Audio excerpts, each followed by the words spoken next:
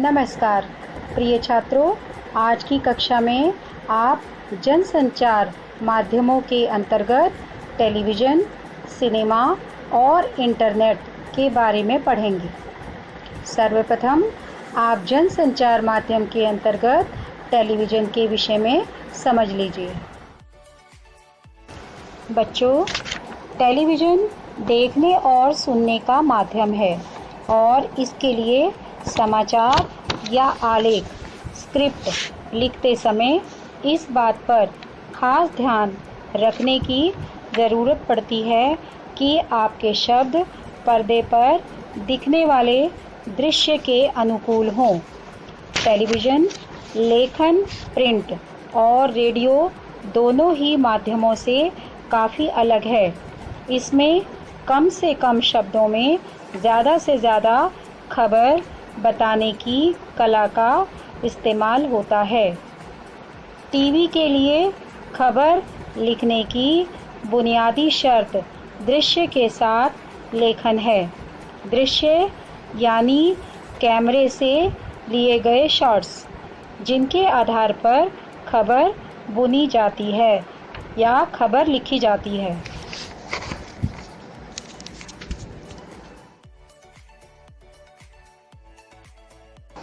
बच्चों, अब आप पढ़ेंगे टीवी खबरों के विभिन्न चरण। किसी भी टीवी चैनल पर खबर देने का मूल आधार वही होता है जो प्रिंट या रेडियो पत्रकारिता के क्षेत्र में प्रचलित है, यानी सबसे पहले सूचना देना। टीवी में भी ये सूचनाएं कई चरणों से होकर दर्शकों के पास पहुंचती हैं। ये चरण इस प्रकार हैं: पहला, फ्लैश या ब्रेकिंग न्यूज़। दूसरा, ड्राई एंकर। तीसरा, फ़ोन इन। चौथा, एंकर विजुअल। पांचवा, एंकर बाइट। छठा, लाइव। सातवां, एंकर पैकेज। बच्चों, अब आप इनके बारे में विस्तार से समझ लीजिए। पहला है फ्लैश या ब्रेकिंग न्यूज़। सबसे पहले कोई बड़ी खबर फ्लैश या ब्रेकिंग न्यूज़ के रूप में तत्काल दर्शकों तक पहुंचाई जाती है। इसमें कम से कम शब्दों में महज सूचना दी जाती है। दूसरा, ड्राई एंकर। इसमें एंकर खबर के बारे में दर्शकों को सीधे सीधे बताता है कि कहाँ, क्या, कब और कैसे हुआ। जब तक खबर के दृश्य नहीं आते तब तक एंकर दर्शकों को रिपोर्टर से मिली जानकारियों के आधार पर सूचनाएं पहुंचाता है। तीसरा है फ़ोन इन। इसके बाद खबर का विस्तार होता है और एंकर रिपोर्टर से फ़ोन पर बात करके सूचनाएं दर्शकों तक पहुंचाता है। इसमें रिपोर्टर घटना वाली जगह पर मौजूद होता है और वहां से उसे जितनी ज़्यादा से ज़्यादा जानकारियां मिलती हैं वह दर्शकों को बताता है। चौथा है एंकर विजुअल। जब घटना के दृश्य या विजुअल मिल जाते हैं तब उन दृश्यों के आधार पर खबर लिखी जाती है जो एंकर पढ़ता है। इस खबर की शुरुआत भी प्रारंभिक सूचना से होती है और बाद में कुछ वाक्यों पर प्राप्त दृश्य दिखाए जाते हैं। पांचवा है एंकर बाइट। बाइट यानी कथन। टेलीविज़न पत्रकारिता में बाइट का काफ़ी महत्व है। टेलीविज़न में किसी भी खबर को पुष्ट करने के लिए इससे संबंधित बाइट दिखाई जाती है। किसी घटना की सूचना देने और उसके दृश्य दिखाने के साथ ही इस घटना के बारे में प्रत्यक्षदर्शियों या संबंधित व्यक्तियों का कथन दिखा और सुनाकर खबर को प्रामाणिकता प्रदान की जाती है। छठा है लाइव। लाइव यानी किसी खबर का घटनास्थल से सीधा प्रसारण। सभी टीवी चैनल कोशिश करते हैं कि किसी बड़ी घटना के दृश्य तत्काल दर्शकों तक सीधे पहुंचाए जा सकें। इसके लिए मौके पर मौजूद रिपोर्टर और कैमरामैन ओबी वैन के जरिए घटना के बारे में सीधे दर्शकों को दिखाते और बताते हैं। सातवां है एंकर पैकेज। एंकर पैकेज किसी भी खबर को संपूर्णता के साथ पेश करने का एक ज़रिया है। इसमें संबंधित घटना के दृश्य, इससे जुड़े लोगों की बाइट, ग्राफिक के ज़रिए ज़रूरी सूचनाएं आदि होती हैं। टेलीविज़न लेखन इन तमाम रूपों को ध्यान में रखकर किया जाता है। जहां जैसी ज़रूरत होती है वहां वैसे वाक्यों का इस्तेमाल होता है।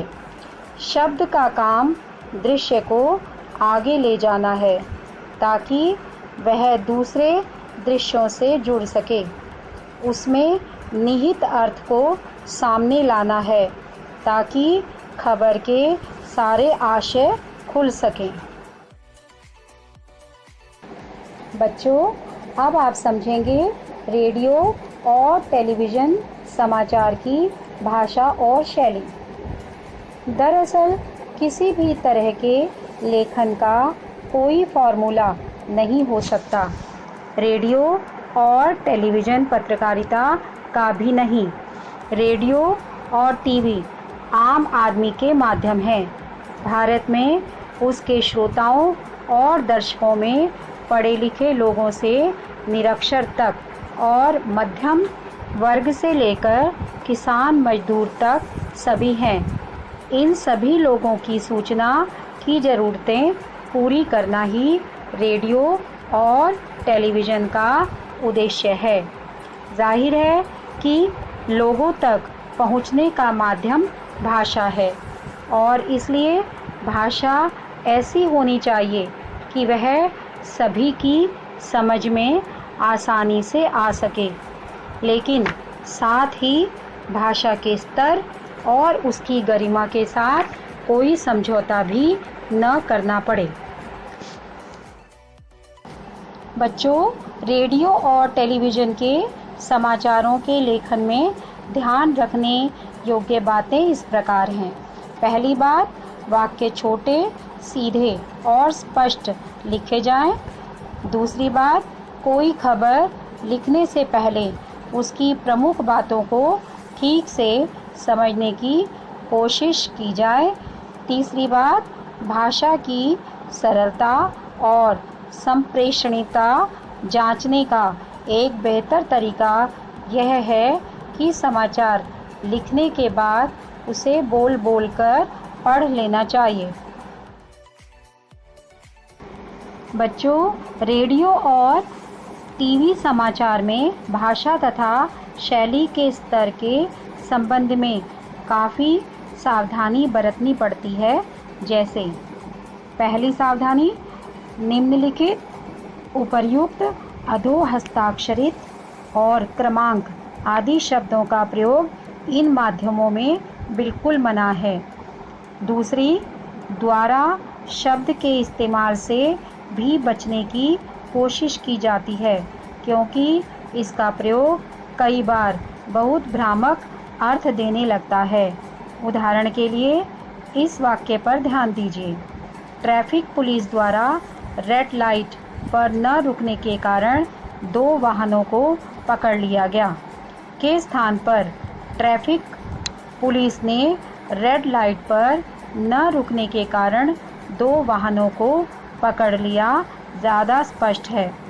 तीसरी सावधानी, तथा, एवं, अथवा, व, किंतु, परंतु, यथा आदि शब्दों के प्रयोग से बचना चाहिए और उनकी जगह और, या, लेकिन आदि शब्दों का इस्तेमाल करना चाहिए। चौथी सावधानी, साफ सुथरी और सरल भाषा लिखने के लिए गैर ज़रूरी विशेषणों, सामासिक और तत्सम शब्दों, अतिरंजित उपमाओं आदि से भी बचना चाहिए। 5वीं सावधानी, मुहावरों के इस्तेमाल से भाषा आकर्षक और प्रभावी बनती है, इसलिए उनका प्रयोग होना चाहिए। 6ठी सावधानी, यथासंभव प्रचलित शब्दों का प्रयोग करना चाहिए। 7वीं सावधानी, वाक्यों में तारतम्यता बनाने का प्रयास करना चाहिए। बच्चों, अब आप जनसंचार माध्यम के अंतर्गत सिनेमा के विषय में समझ लीजिए। यह माध्यम परोक्ष रूप से सूचना, ज्ञान और संदेश देने का काम करता है।